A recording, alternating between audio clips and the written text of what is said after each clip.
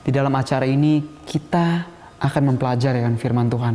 Kita akan mencari tahu apa rencana Tuhan di dalam kehidupan masing-masing kita. Karena itu, saya ingin mengundang Anda untuk mengambil Alkitab Anda dan kita akan mempelajari akan firman Tuhan bersama-sama. Jangan lupa ajak juga anak-anak Anda atau bahkan keluarga Anda. Kita akan melihat apa rencana Tuhan di dalam kehidupan kita, di dalam firman-Nya. Saat ini kita akan membaca dari Nehemia pasal yang kedua. Tapi sebelum kita memulai, mari kita tundukkan kepala kita dan kita berdoa. Tuhan, kami siap untuk mendengarkan akan firman-Mu. Kami siap untuk belajar akan firman-Mu. Berbicaralah kepada kami, tunjukkan kepada kami segala rencana-Mu Tuhan. Curahkan Roh Kudus-Mu ke atas masing-masing kami, agar kami bisa mengerti dan melakukan segala sesuatu yang Engkau inginkan Tuhan. Karena kami percaya bersama dengan-Mu, kami akan dapat memperoleh kebahagiaan yang sejati. Terima kasih Tuhan, dalam nama Yesus Juru Selamat dan Penebus dosa kami. Amin. Oke, saat ini kita akan membaca kembali dari Nehemia 2. Kita akan mulai dari pasal yang ke-11. Nehemia 2 pasal yang ke-11. Jika kita ingat, cerita sebelumnya adalah Nehemia adalah seorang juru minum raja yang dia sangat rindu untuk membangun kembali kota Yerusalem. Tuhan menanamkan kerinduan itu di dalam hatinya. Dan dia menceritakan hal itu kepada raja. Sehingga raja menyetujui rencana dari Nehemia dan membiarkan Nehemia pergi ke Yerusalem. Nah, di dalam Nehemia 2 pasal yang ke-11, kita akan kembali diceritakan bagaimana Nehemia telah sampai di kota Yerusalem. Kita akan baca, judul perikopnya adalah tekad untuk membangun kembali tembok Yerusalem. Oke, kita baca dari ayatnya yang ke-11. Maka tibalah aku di Yerusalem. Sesudah 3 hari aku di sana, bangunlah aku pada malam hari bersama-sama beberapa orang saja yang menyertai aku. Aku tidak beritahukan kepada siapapun rencana yang akan aku lakukan untuk Yerusalem, yang diberikan Allahku dalam hatiku. Juga tidak ada lain binatang kepadaku kecuali yang kutunggangi. Nehemia telah 3 hari berada di Yerusalem. Dan apa yang dia lakukan? Dia belum beritahukan kepada siapa-siapa rencananya. Dia berdoa terlebih dahulu, dia berpuasa terlebih dahulu. Setiap malam dikatakan pada malam hari dia keluar bersama dengan beberapa orang. Mirip dengan cerita dari Yesus ya. Yesus seringkali pada malam hari dia keluar pergi ke taman bersama-sama dengan murid-muridnya untuk berdoa bersama-sama. Kenapa? Karena dia tahu misi yang besar yang akan ada di hadapannya. Hal yang sama terjadi kepada Nehemia. Sebelum memulai sebuah pekerjaan tertentu, dia berdoa. Dia berpuasa, dia mengajak sahabat-sahabatnya bersama-sama melihat reruntuhan dari kota Yerusalem. Dan malam itu mereka berjalan keliling kembali ke kota Yerusalem. Kita baca. Dikatakan juga di ayat yang ke-12 tadi, aku tidak beritahukan kepada siapapun rencana yang kulakukan untuk Yerusalem, yang diberikan Allahku di dalam hatiku. Siapa yang memberikan Anda kerinduan di dalam hati Anda? Seringkali di dalam diri kita punya keinginan untuk main bola mungkin, untuk bikin ini, bikin itu, nonton TV, bermain, jalan-jalan. Atau mungkin kita punya keinginan untuk, saya ingin pindah pekerjaan yang lebih baik. Saya ingin masuk kemana, saya ingin ke sekolah kemana. Tanpa kita terlebih dahulu menanyakan kepada Tuhan. Tuhan, apa rencanamu di dalam kehidupan saya? Nehemia tahu dengan jelas. Dia katakan, Tuhan yang menanamkan keinginan itu di dalam hatinya.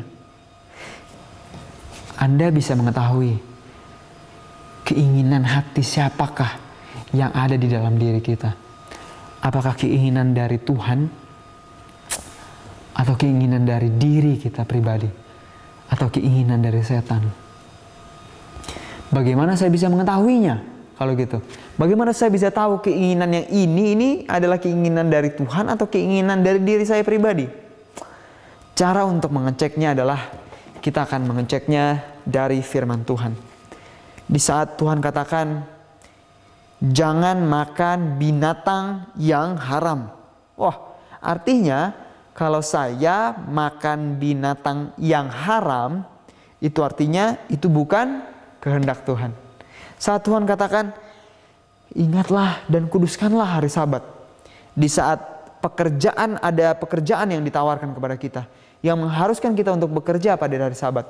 Kira-kira itu keinginan dari Tuhan atau keinginan dari setan? Tentu itu adalah keinginan dari setan. Di saat kita tahu, jangan ada Allah lain di hadapanmu.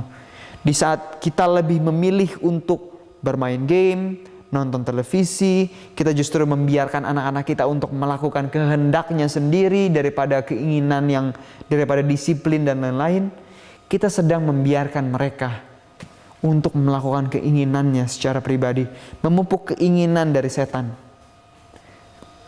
Hati-hati bagi para orang tua. Jika Anda mengetahui bahwa kita sering membiarkan anak-anak kita melakukan kehendaknya sendiri, berpikir dengan pikirannya sendiri, mengambil keputusan tanpa bertanya terlebih dahulu kepada Tuhan. Suatu saat nanti itu akan membunuh mereka. Di saat mereka akan memilih pasangan, mereka nggak akan tanya terlebih dahulu kepada Tuhan. Mereka bahkan tidak akan tanyakan terlebih dahulu kepada Anda. Kenapa? Karena mereka sudah terbiasa untuk mengambil keputusan sendiri. Di saat disuruh memilih antara mengikut Tuhan atau uang, tentu mereka akan bilang, saya akan lebih milih uang. Karena mereka tidak bisa melihat apa rencana Tuhan di dalam kehidupannya. Jadi ingat para orang tua, jangan lupa ingatkan kepada diri Anda. Ingatkan kepada pasangan Anda. Jangan biarkan anak-anak Anda membuat keputusannya sendiri. Mari kita lanjutkan ceritanya. Kita akan baca di ayat yang ke-13 sekarang. Demikian pada malam hari aku keluar melalui pintu gerbang lebak ke jurusan mata air ular naga dan pintu gerbang sampah.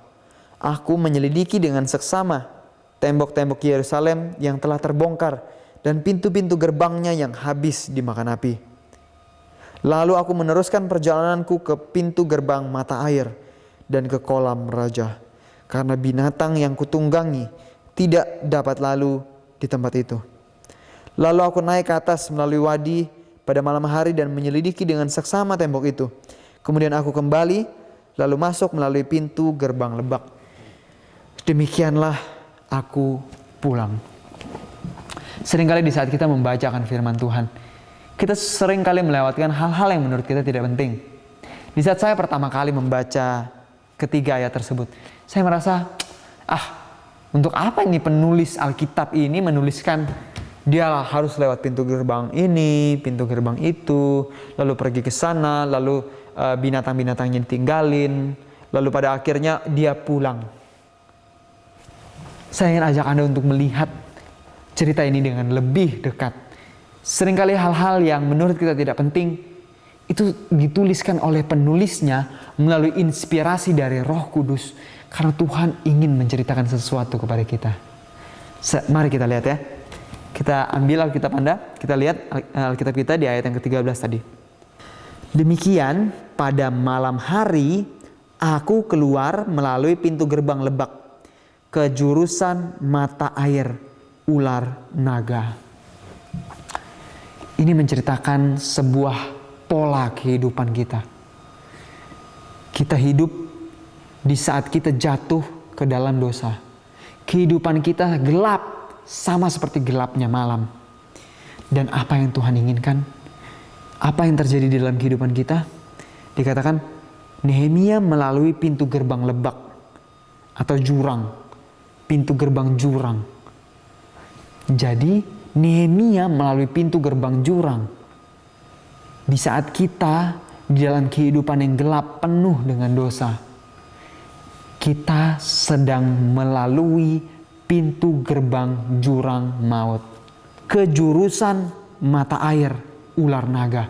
Jadi pintu gerbang jurang atau pintu gerbang lebak itu atau jurang, pintu gerbang itu menuju apa?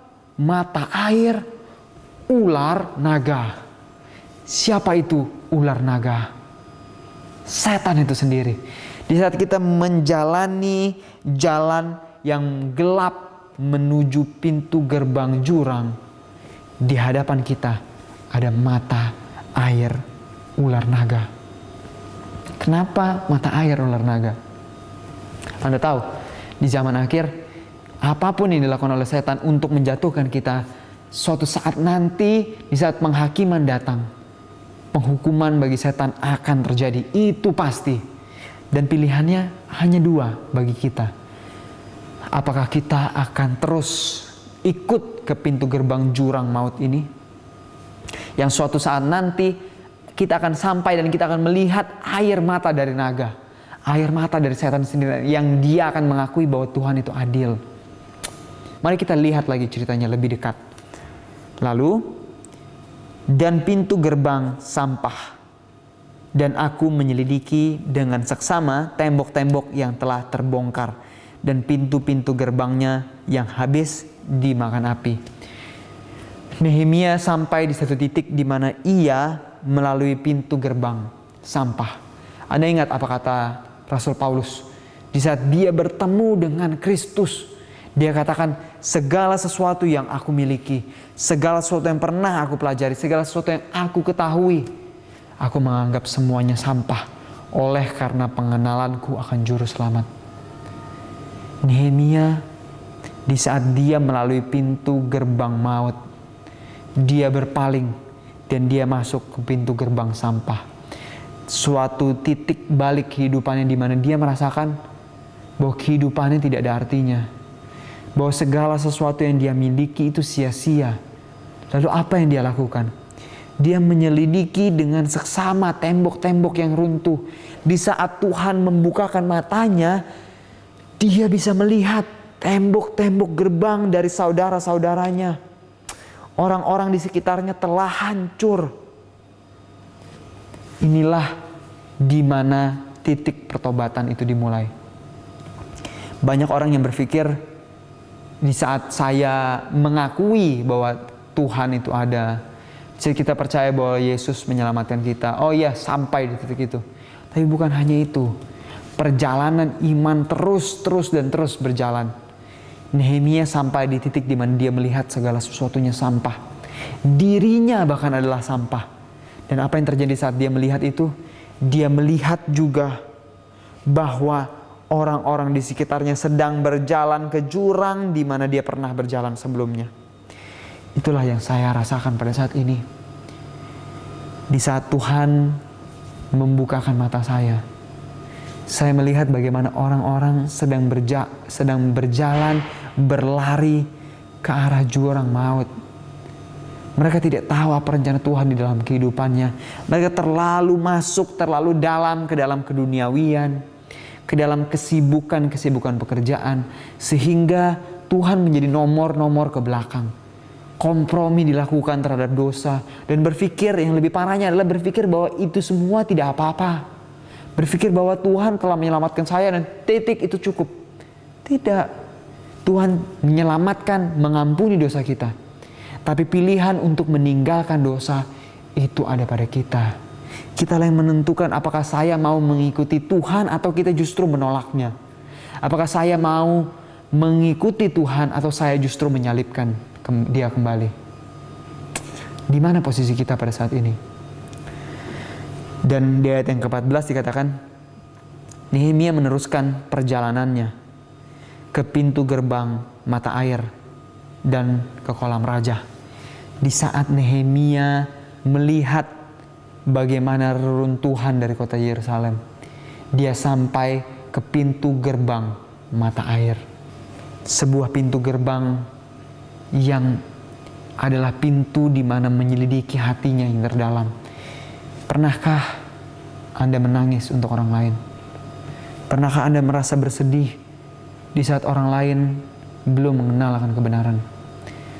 Pernahkah hati Anda tergerak di saat Anda melihat orang lain yang tidak peduli kepada kebenaran? Orang yang dari gaya bicara mereka, kata-kata mereka sama sekali tidak mengenal akan Tuhan, justru menginjak-injak Tuhan. Apakah hal yang sama terjadi dalam kehidupan Anda? Nehemia setelah menerima juru selamat, setelah dia melalui pintu gerbang sampah di mana dia melihat dirinya yang tidak ada apa-apanya dibandingkan pengorbanan Kristus. Dia masuk ke pintu gerbang mata air. Sebuah pintu gerbang di mana perasaannya diberikan perasaan Kristus. Di mana hatinya tergerak oleh belas kasihan. Dan setelah itu, dia sampai ke kolam raja. Dan bukan hanya itu. Di bagian terakhir dikatakan, karena binatang yang kutunggangi tidak dapat lalu di tempat itu. Binatang yang dia tunggangi, binatang yang Nehemia tunggangi harus ditinggalkan. Bukankah ini hal yang sama? Dikatakan bahwa segala sesuatu harus dilepaskan untuk mengikut Kristus. Segala sesuatu harus menjadi nomor terbelakang di saat kita mau mengikut Kristus. Nehemia tidak bisa masuk ke pintu gerbang itu apabila dia masih memiliki tunggangan. Ada sebuah perumpamaan yang pernah diceritakan oleh seseorang yang bernama Ellen G. White. Dia melihat sebuah penglihatan bagaimana perjalanan dari umat Tuhan. Mereka berjalan di jalan yang sempit, di mana sampingnya adalah jurang. Mereka melakukan perjalanan dengan seluruh barang-barang mereka. Mereka bawa persediaan makanan, pakaian yang cukup, membawa kereta-kereta kuda dan lain-lain. Dan mereka melakukan perjalanan ke sebuah tempat, menuju ke surga. Dan saat mereka melalui jalan tersebut, jalan yang mereka lalui makin lama semakin sempit. Mereka harus melepaskan kendaraan mereka, tunggangan mereka, kuda mereka. Bahkan kadang-kadang karena perjalanan semakin berat, mereka kadang harus melepaskan bawaan mereka, tas mereka. Bahkan ada yang harus melepaskan alas kaki mereka karena jalannya begitu sempit. Jalannya begitu curam. Itulah jalan di saat kita mau mengikuti Tuhan. Yesus katakan jalan untuk mengikuti Dia bukanlah jalan yang besar. Bukan jalan di mana seluruh dunia ikut. Tapi jalan yang sempit. Jalan yang penuh penyangkalan diri. Di saat kita tahu hal yang tidak baik untuk dilakukan, jika kita lakukan itu menyakiti hati Tuhan. Itulah kenapa jalan yang disebut jalan yang sempit. Dan bukan hanya itu. Sampai di satu titik di mana mereka harus melepaskan semua yang mereka miliki. Barang-barang mereka. Mereka sampai di akhir dari jurang. Dan saat mereka berserah kepada Tuhan, mereka melihat satu tas tali. Dan mereka harus memegang tali itu dengan erat. Melepaskan semua yang mereka miliki dan memegang sepenuhnya kepada tali yang Tuhan berikan. Dan tali itu yang akan membawa mereka menyeberang ke tanah perjanjian. Hal yang sama terjadi kepada kita. Harus ada pertobatan yang sungguh-sungguh terhadap dosa kita. Biarlah ini jadi kerinduan kita. Di saat kita melihat keluarga kita atau bahkan anak-anak kita punya kecenderungan untuk melakukan dosa. Biarlah ini menjadi doa kita. Mendoakan mereka dengan sungguh-sungguh. Bukan hanya keluarga kita, tapi juga orang lain. Yang pada akhirnya di ayat yang ke-15 dikatakan, aku naik ke atas melalui wadi pada malam hari dan menyelidiki dengan seksama tembok itu. Kemudian aku kembali, lalu masuk kembali ke pintu gerbang lebak. Demikianlah aku pulang. Pada akhirnya perjalanan itu membawa Nehemia kembali pulang. Inilah perjalanan yang sama. Alur yang sama jika kita ikuti. Alur yang sama yang penulis ingin katakan untuk sampai pulang kembali ke rumah di surga. Pertobatan terhadap dosa, meninggalkan segala sesuatu, menganggapnya sampah. Tidak ada lagi opini, keinginan pribadi. Menganggap bahwa diri ini yang paling benar. Nehemia menganggap segala sesuatunya sampah, sama seperti Rasul Paulus, sama seperti Yesus di kayu salib. Semuanya sampah buat dia. Kekayaan surga itu sampah buat dia. Emas, perak, berlian, batu-batu yang mengkilat yang ada di surga, semuanya itu sampah buat dia. Bagi dia, kitalah harta yang paling berharga. Itulah kenapa dia turun ke dunia. Dan bukan hanya itu. Bukan hanya menganggap semuanya sampah. Tapi saat kita melihat orang lain, biarlah hati kita juga tergerak. Inilah perjalanan Nehemia malam itu. Dan kita lanjut. Dikatakan di ayat yang ke-16, para penguasa tidak tahu kemana aku telah pergi dan apa yang telah kulakukan. karena sampai kini aku belum memberitahukan apa-apa kepada orang Yahudi, baik kepada para imam maupun kepada para pemuka dan kepada para penguasa dan para petugas lainnya. Berkatalah aku kepada mereka, kamu lihat kemalangan yang kita alami, yakni Yerusalem telah menjadi reruntuhan dan pintu-pintu gerbangnya telah terbakar. Mari kita bangun kembali tembok Yerusalem supaya kita tidak lagi dicela. Apa kata Nehemia kepada bangsa Israel tersebut? Dia katakan, apakah kamu melihat kemalangan yang kita alami? Tembok-tembok kita runtuh. Dan paling terakhir, Nehemia mengajak mereka, ayo kita bangun kembali tembok Yerusalem. Di ayat yang ke-18, ketika kuberitahukan kepada mereka betapa murahnya tangan Allahku yang melindungi aku, dan juga apa yang dikatakan raja kepadaku, berkatalah mereka, kami siap untuk membangun. Dan dengan sekuat tenaga mereka mulai melakukan pekerjaan yang baik itu. Nehemia tidak melakukan pekerjaannya sendirian. Setelah dia berdoa, berpuasa, dia meminta Tuhan untuk menunjukkan kepadanya orang-orang yang tepat yang akan mendukung dia dalam pekerjaannya. Dan di saat dia mengatakan, dia mengajak mereka, ayo kita bangun kembali kota gerbang Yerusalem yang telah runtuh. Anda dengar apa kata-kata dari sahabat-sahabatnya penduduk kota Yerusalem? Mereka sangat bersemangat dan mereka katakan, ayo mari kita membangun. Ini jarang kali terjadi dalam kehidupan kita, bukan? Di saat kita berencana untuk melakukan sebuah kegiatan tertentu, selalu saja ada orang-orang yang menolak. Selalu ada orang-orang yang berpikiran negatif, berpikir bahwa gak usah lah, buat apa kita bikin itu? Buat apa kita bangun kembali tembok Yerusalem? Banyak orang yang sampai di titik di mana mereka menolak ajakan tersebut. Tetapi apa yang Nehemia katakan kepada mereka sehingga mereka menyetujuinya? Kita lihat kembali di dalam ayat yang ke-18.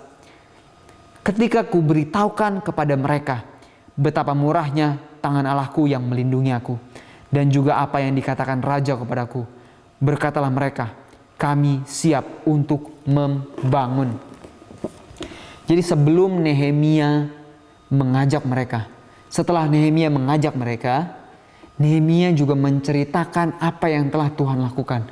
Betapa murahnya perlindungan Tuhan kepada Nehemia. Dan bagaimana tangan Tuhan menolong dia sampai di Yerusalem. Hal tersebut yang membuat hati dari seluruh bangsa Israel, mereka terbakar, mereka yakin bahwa Tuhan bersama-sama dengan mereka. Banyak orang di dalam kehidupan gereja, mungkin anak-anak muda, di saat mereka ada di gereja dan mereka punya kerinduan sesuatu untuk melakukan sesuatu bagi masyarakat. Seringkali orang-orang tua di gereja, mereka tidak setuju.